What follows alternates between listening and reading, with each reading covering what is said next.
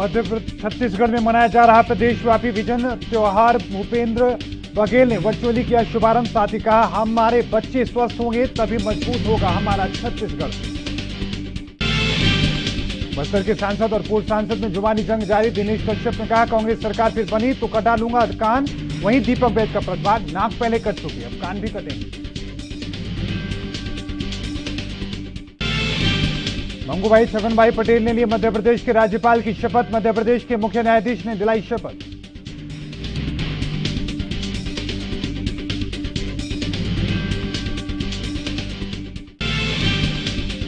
छत्तीसगढ़ में द्रोणिका और चक्रीय चक्रवर्ती घेरे का असर। मौसम विभाग की भारी बारिश की चेतावनी, कहा एक दो जगहों पर गिर सकती है बिजली।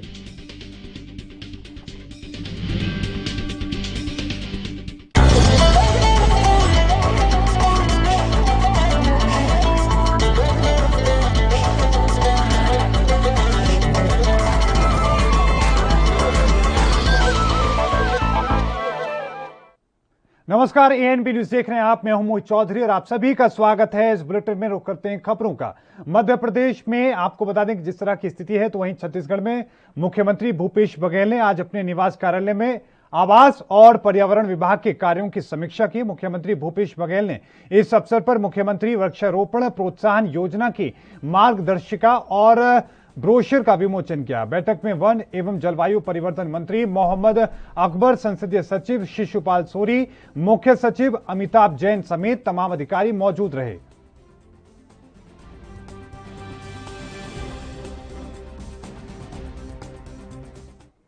गुजरात के पूर्व मंत्री मंगूभाई छगनभाई पटेल ने मध्य प्रदेश के राज्यपाल पद की शपथ ली है। मध्य प्रदेश के मुख्य न्यायाधीश मोहम्मद रफीक ने राजभवन में आयोजित एक समारोह में पटेल को राज्यपाल पद की शपथ दिलाई। इस अवसर पर मध्य प्रदेश के राज्यपाल का अतिरिक्त प्रभार संभाल रही उत्तर प्रदेश की राज्यपाल आनंदीबेन पटेल, प्रदेश के मुख्यमंत्री शिवराज सिंह चौहान और विपक्ष के नेता कमलनाथ भी मौजूद थे। राष्ट्रपति रामनाथ कोविंद ने दक्षिण गुजरात के नवसारी के मूल निवासी और बीजेपी के जाने माने आदिवासी नेता मंगूभाई पटेल को मध्य प्रदेश का राज्यपाल नियुक्त किया है। उत्तर प्रदेश की राज्यपाल आनंदीबेन पटेल और पिछले साल जून माह से मध्य प्रदेश और राज्यपाल का अतिरिक्त प्रभार संभाल रही थी। अब पटेल गुजरात में 6 बार विधायक और इसके साथ ही बीजेपी सरकार में मंत्री रह चुके हैं। वे गुजरात विधानसभा के उपाध्यक्ष के तौर पर भी काम कर चुके हैं। पटेल नवासारी से 5 बार और गंडेवी विधानसभा सीट से 1 बार विधानसभा चुनाव जीत चुके हैं।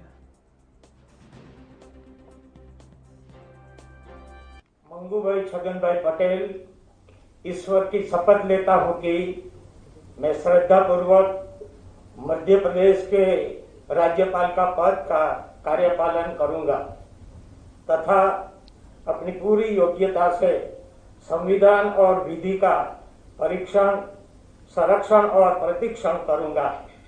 और मैं मध्य प्रदेश दिग्विजय सिंह के बयान पर बीजेपी लगातार हमलावर हो रही है। ऐसे में बीजेपी नेता राहुल कोठारी ने भी दिग्विजय सिंह पर जोरदार हमला किया है। इतना ही नहीं, कोठारी ने कहा कि जब जब कांग्रेस की दुकान बंद होती नजर आती है, तब तब ऐसे बयान दिग्विजय सिंह जैसे लोग देते नजर आते हैं। क्या कुछ राहुल कोठारी ने कहा, सुनते हैं। संस्कार की, व्यवहार की और संस्कृति की बात होगी जब जब ऐसे लोगों के पेट में दर्द होगा। जो भी आदरणीय सरसंघ चालक जी ने बोला है वो देश के हित में बोला है, देश की जो व्याख्या है उसके हिसाब से बोला है। कांग्रेस को जब अपनी इस मामले में दुकान बंद होती दिखाई देती है, उनको जिस देश को नफरत फैला के, जिस देश में अलगाव फैलाकर उनकी दुकान चलती है, जब उनको वो बंद होती दिखाई देती है तो स्पष्ट रूप से उनके सुर ऐसे ही हो जाते हैं। दिग्विजय सिंह जी सबसे पहले अपना डीएनए चेक कराएं, जो 7 समुंदर पार सीरिया से भी मैच होगा और सोनिया गांधी के इटली से भी मैच होगा, क्योंकि ऐसे क्रॉस।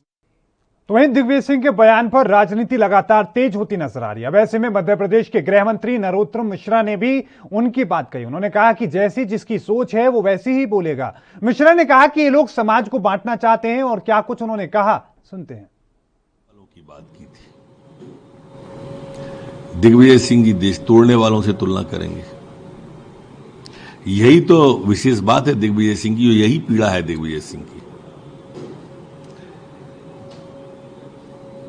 देशभक्ति, राष्ट्रभक्ति जिनके डीएनए में है वो हमेशा भागवत जी जैसी बात करेंगे। अब स्वाभाविक रूप से वो वैसी जैसी सोच जिनकी है वो ऐसी ही बात करेंगे। जहां तक जो उन्होंने लव जिहाद शब्द का प्रयोग किया है धर्म स्वातंत्र विधेयक का, ये वही लोग हैं जो धर्म की आड़ में जिहाद की तरफ ले जाते हैं। और इसलिए तो वहीं छत्तीसगढ़ के मुख्यमंत्री भूपेश बघेल ने पूर्व केंद्रीय मंत्री और हिमाचल प्रदेश के पूर्व मुख्यमंत्री वीरभद्र सिंह के निधन पर गहरा दुख प्रकट किया। मुख्यमंत्री ने उनके शोकाकुल परिजनों के प्रति संवेदना प्रकट करते हुए ईश्वर से उन्हें इस दुख की घड़ी को सहने के लिए शक्ति प्रदान करने और दिवंगत आत्मा की शांति के लिए प्रार्थना की। मुख्यमंत्री भूपेश बघेल ने अपने संदेश में कहा कि वरिष्ठ नेता वीरभद्र सिंह ने हिमाचल प्रदेश के मुख्यमंत्री और सांसद के रूप में अपने प्रदेश के विकास में अविस्मरणीय योगदान दिया है। वे केंद्रीय मंत्री रहे और 6 बार हिमाचल प्रदेश के मुख्यमंत्री का दायित्व संभाला।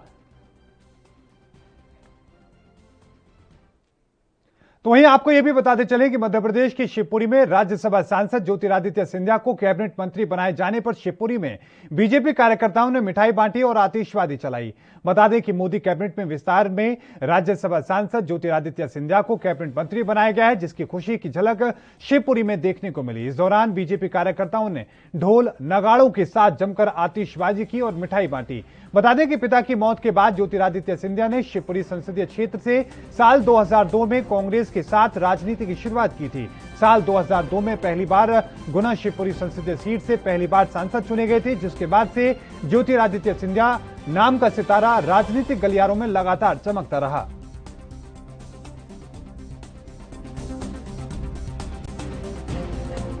प्रसन्नता का विषय है और हमारे क्षेत्र को प्रतिनिधित्व मिला है और जबरदस्त प्रतिनिधित्व मिला है। माननीय मोदी जी के मंत्रिमंडल में श्रीमंत महाराज साहब को जगह दी गई है। ये इस क्षेत्र के लिए बहुत ही प्रसन्नता का विषय है और हमें आशा ही नहीं बल्कि पूर्ण विश्वास है कि इस क्षेत्र की सेवा में महाराज साहब जिस प्रकार से सदैव तत्पर रहे हैं और अब बहुत शक्ति के साथ इस क्षेत्र का विकास कर पाएंगे हम लोग। और हम सब लोग यहाँ पे अभी आज स्वागत बंधन अभिनंदन के लिए पलक पावड़े बिछा के यहाँ हमारे सभी कार्यकर्ता उपस्थित रहेंगे। आज भी यहाँ मिठाई बांटी गई है, आतिशबाजी चलाई गई है, सौहार्द का वातावरण है, बहुत अच्छा। तो वहीं मध्य प्रदेश के मुख्यमंत्री शिवराज सिंह चौहान भोपाल में अचानक स्मार्ट सिटी पार्क पहुंचे, जहां पर उन्होंने पौधारोपण किया। बता दें कि मुख्यमंत्री शिवराज लगातार पौधारोपण करते रहे हैं, जिससे साफ साफ कहा जा रहा है कि मुख्यमंत्री शिवराज सिंह प्रकृति की तारीफ भी खास लगातार वो ध्यान दे रहे हैं। इसके साथ ही आपको बता दें कि हर रोज मुख्यमंत्री लगातार कहीं ना कहीं जाकर के पौधारोपण करते नजर आते हैं और प्रकृति को बचाने के लिए संदेश देने की कोशिश में जुटे हैं। मुख्यमंत्री के द्वारा हर रोज एक पौधा लगाया जाता है।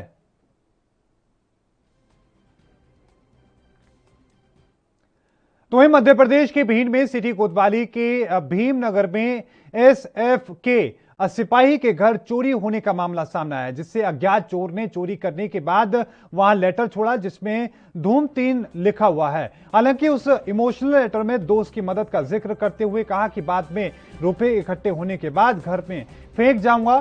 फरियादिया रीमा मौर्य ने पुलिस को बताया कि 29 जून को अपने किसी रिश्तेदार के यहां शादी में गई थी और वो कल 5 जुलाई को लौटकर वापस आई तो घर का ताला टूटा हुआ मिला और अलमारी में से कुछ सोने चांदी के गहने गायब थे, जिस पर फरियादी ने सिटी कोतवाली पहुंचकर शिकायत दर्ज कराई। हालांकि इस पूरे मामले से सिटी कोतवाली थाना प्रभारी राजकुमार शर्मा का कहना है कि आरोपी को पकड़ लिया गया है। इस मामले में संबंधित से उससे पूछताछ जारी है।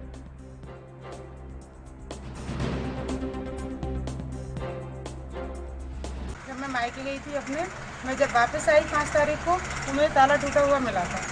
तो मैंने पुलिस को कॉल किया था, तुरंत ही पुलिस भी आई थी। उन्होंने छानबीन की होगी, उन्हें चोर मिला होगा या नहीं मिला होगा, ये उनकी आइडिया। क्या आपके दरवाजे पे कोई निशान छोड़ के गया था चोर? हाँ, कोई लेटर छोड़ के गया था उसमें, जो आपको पता ही है, तो पुलिस को मैंने दे चुके हैं। क्या लिखा था पत्र पे?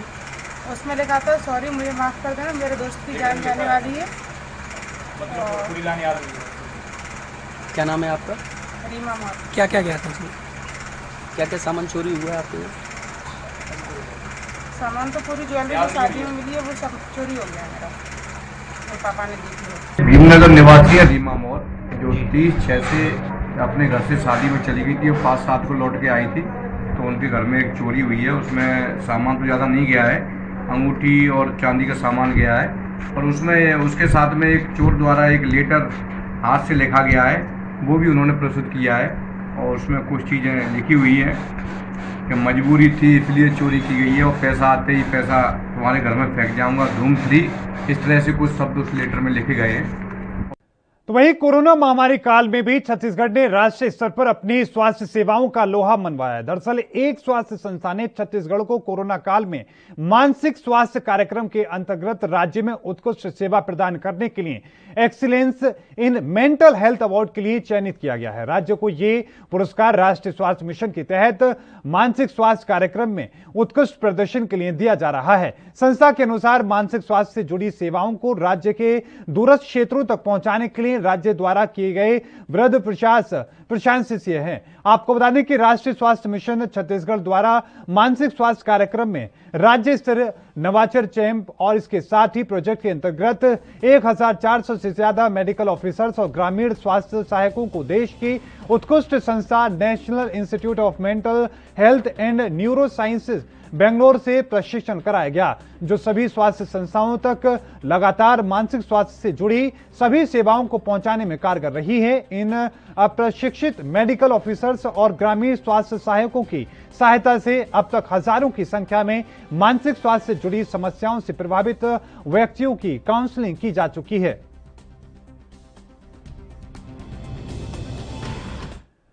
कोरोना की शुरुआत में ही कोरोना से ठीक होकर आए मरीजों की संख्या में कई मरीज ऐसे थे जिन्हें कई दिनों में और महीनों तक लगातार थकान और कमजोरी देखने को मिली थी। इनकी इम्यूनिटी मजबूत थी, वे जल्द ठीक हो गए, लेकिन इनकी इम्यूनिटी कमजोर थी। वे कई महीनों तक अपना इलाज करवाते रहे, लेकिन कोरोना की दूसरी लहर ने कई कोरोना से संक्रमित हुए मरीजों की मनोरोगी बना दिया। इसके पीछे का जो कारण सामने आया है उसमें लोगों को बाहर निकलना, उसका बंद होना, व्यवसाय और नौकरी चली जाना, आम लोगों से मिलना जुलना बंद होना, इसके कारण आए हैं, जिसके कारण शहर में 100% तक मरीज बढ़ गए। उज्जैन जिला अस्पताल के मनोचिकित्सक डॉक्टर विनीत अग्रवाल ने कहा कि कोरोना की दूसरी लहर के बाद अचानक से मनोरोगियों की संख्या में इजाफा हुआ है। अप्रैल मई के बाद से ही रोजाना करीब 60 नए मरीज इलाज के लिए आ रहे हैं। वहीं 70 के लगभग मरीज फॉलोअप वाले होते हैं जिनका इलाज पहले से चल रहा है। इससे पहले रोजाना 25 से 30 मरीज सरकारी अस्पताल में इलाज करवाना आते थे। रोजाना आने वाले मरीजों में बड़ी संख्या में उन मरीज शामिल हैं जो मरीज अन्य बीमारी का डर जिनके अंदर बना रहता है। कोरोना वायरस के वजह से जो बाकी दिक्कतें पैदा होती है, जैसे लोगों का बाहर निकलना बंद हो जाता है, लोगों से मिलना जुलना बंद हो जाता है, लोगों के व्यवसाय खराब हो जाते हैं, एक बीमारी का डर बना रहता है ना, हर व्यक्ति भयभीत रहता है, एक एंग्जाइटी बनी रहती है लोगों में, एक डर बना रहता है, फोबिया बना रहता है।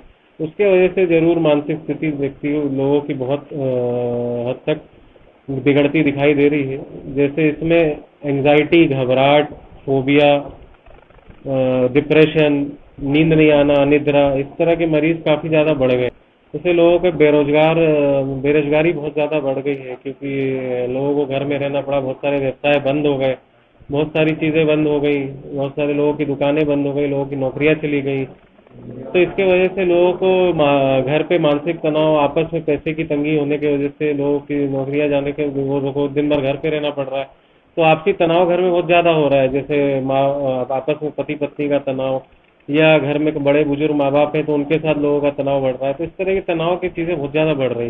और जब तनाव बढ़ता है तो कहीं ना कहीं फिर जो छिपे हुए मानसिक रोग रहते हैं, हो सकता है बहुत सारे लोग मानसिक रोग से ग्रसित रहते हैं लेकिन डॉक्टर तक नहीं आते, तो इस सब तनाव के वजह से वो चीज़ें, वो सिम्टम, वो लक्षण उभर जाते हैं। देखिए हमारे पास रोज ओपीडी में 20 से 25 तो नए मरीज आते हैं रोज के। मध्य प्रदेश के अंबाह में मासूम के साथ दुष्कर्म और हत्या की घटना से इलाके के लोगों में लगातार गुस्सा देखने को मिल रहा है, जबकि परिजन सदमे में हैं। मध्य प्रदेश शासन के पूर्व मंत्री और लाहौर विधायक डॉक्टर गोविंद सिंह पीड़ित परिवार से मिलने पहुंचे। डॉक्टर सिंह ने कहा कि जब शासन निरंकुश हो जाता है तब ऐसी घटनाएं होती हैं। डॉक्टर सिंह ने पुलिस का आड़े हाथों लेते हुए कहा कि अपराधी अब पुलिस के साथ बैठकर कार्यालयों में जब तक गुलछर्रे उड़ाएंगे तब अपराध बढ़ते जाएंगे। पीड़ित परिवार से मुलाकात करने पहुंचे डॉक्टर सिंह ने कहा कि अबाह में कोई घटना शासन की निःशुल्क आपको बता दें कि दर्शाती है शिवराज शासन के पुलिस प्रशासन की स्वास्थ्य व्यवस्थाएं लगातार चरमराती पहले ही नजर आ चुकी थी। अब कानून व्यवस्था पूरी तरीके से ठप हो चुकी है। गुंडों का राज स्थापित कर दिया गया है। रेत और पत्थर माफियाओं से पुलिस की सांठगांठ है, इसलिए कार्रवाई नहीं हो पाती। उन्होंने कहा कि पीड़ित परिवार को न्याय दिलाने के लिए वो आवाज उठाएंगे।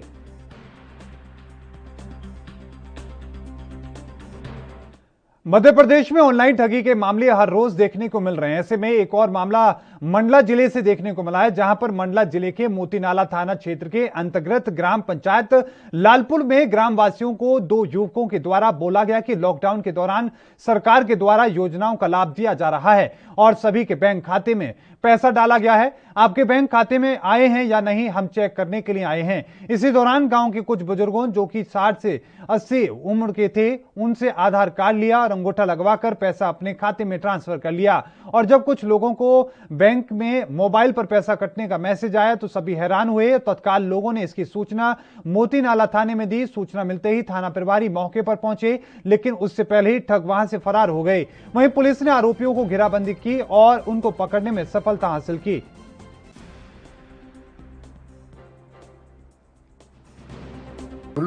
ग्राम पंचायत लालपुर। हाँ, कितना पैसा निकला तेरे खाते से? 700। क्या बोला उन्होंने आपको? 700। क्या बोला था उन्होंने आपको? मेरे को बोला था कि लॉकडाउन का पैसा डलीसी करनी है तुम्हारा खाता में। हाँ। तो हमको क्या पता भाई, मैं अब कैसे जानता हूँ? तुम्हारा आधार कार्ड लाओ तो दे दिया, देखिन आधार कार्ड, अंगूठा लगवाई और खाते से पैसा निकाल लिया। अब दिखा रही और का हुआ। छत्तीसगढ़ के मुख्यमंत्री बघेल की मासिक रेडियो वार्ता लोकवाणी की 19वीं कड़ी का प्रसारण 11 जुलाई रविवार को होगा। मुख्यमंत्री भूपेश बघेल लोकवाणी में इस बार विकास का नया दौर विषय पर प्रदेशवासियों से बातचीत करेंगे। लोकवाणी का प्रसारण छत्तीसगढ़ स्थित आकाशवाणी के सभी केंद्रों से, एफएम रेडियो और क्षेत्रीय समाचार चैनलों से सुबह 10:30 बजे से 11 बजे तक होगा।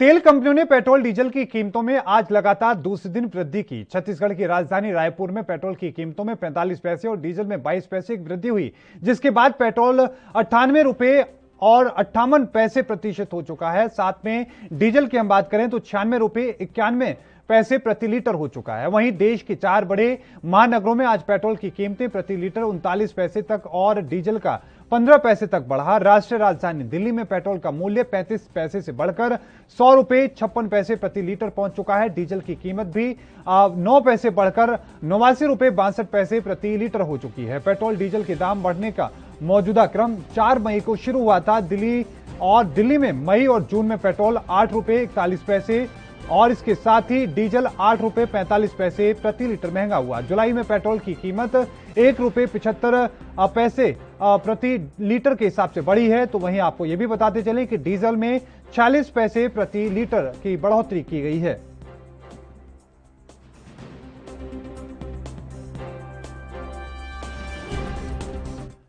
छत्तीसगढ़ में बिलासपुर के सिपित स्थित एनटीपीसी प्लांट में देर रात ब्लास्ट हो गया। धमाका इतना तेज था कि पेंट हाउस की छत उड़ गई। वहीं 500 मेगावाट की यूनिट ठप हो गई। हालांकि हादसे में कोई जनहानि नहीं हुई है। बताया जा रहा है कि प्लांट में बॉयलर फटने के कारण ऐसा हुआ है। बता दें कि प्लांट के 500 मेगावाट की यूनिट 5 में देर रात काम चल रहा था। इसी दौरान करीब 11 बजे उसकी दूसरी इकाई में शिफ्ट चेंज ओवर के समय यह ब्लास्ट हुआ। बताया जा रहा है कि ड्रम का राइजर फटने से यह बॉयलर में ब्लास्ट हुआ था। धमाका इतना तेज था कि उससे पेंट हाउस की छत पूरी तरीके से क्षतिग्रस्त हो गई और टूटकर नीचे गिर पड़ी। बताया जा रहा है कि ब्लास्ट के कारण प्लांट में 500 मेगावाट की यूनिट ठप होने से उत्पादन भी बाधित हो गया है। घटना से जनरेशन का भी बड़ा नुकसान होना बताया जा रहा है। हालांकि शिफ्ट चेंज ओवर के समय हादसा होने के कारण कोई जनहानि की खबर नहीं है।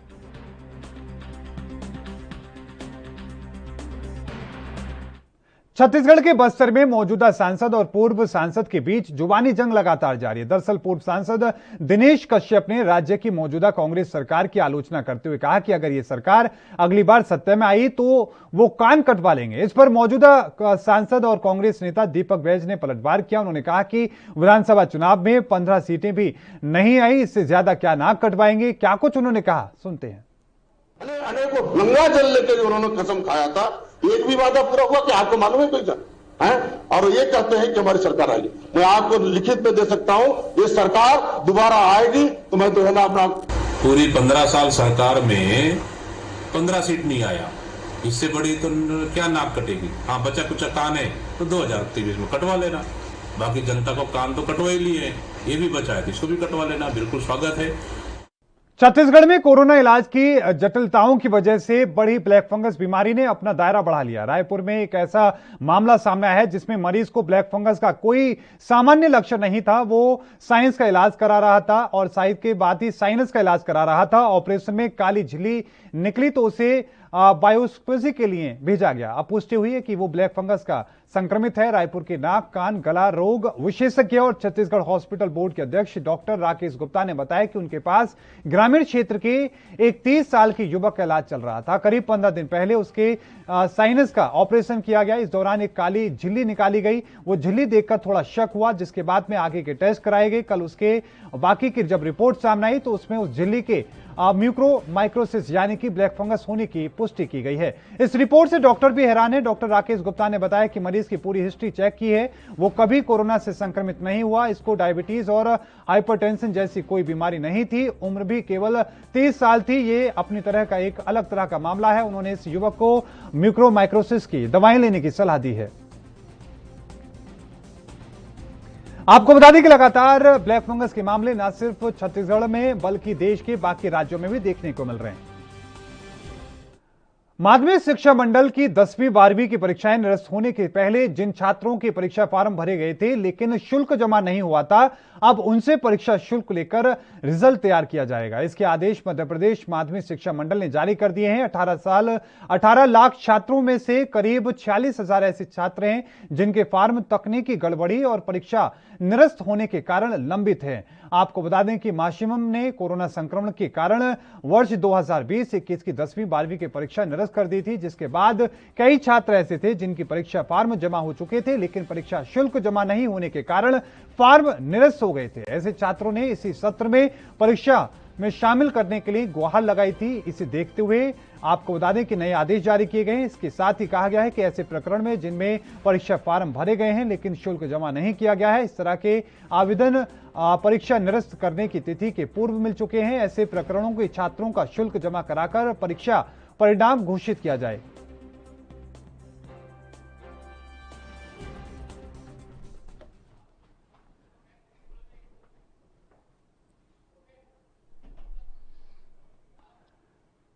और इस बुलेटिन में अभी के लिए इतना ही। लगातार खबरों के लिए देखते रहें एएनबी न्यूज। मुझे दीजिए इजाजत। धन्यवाद।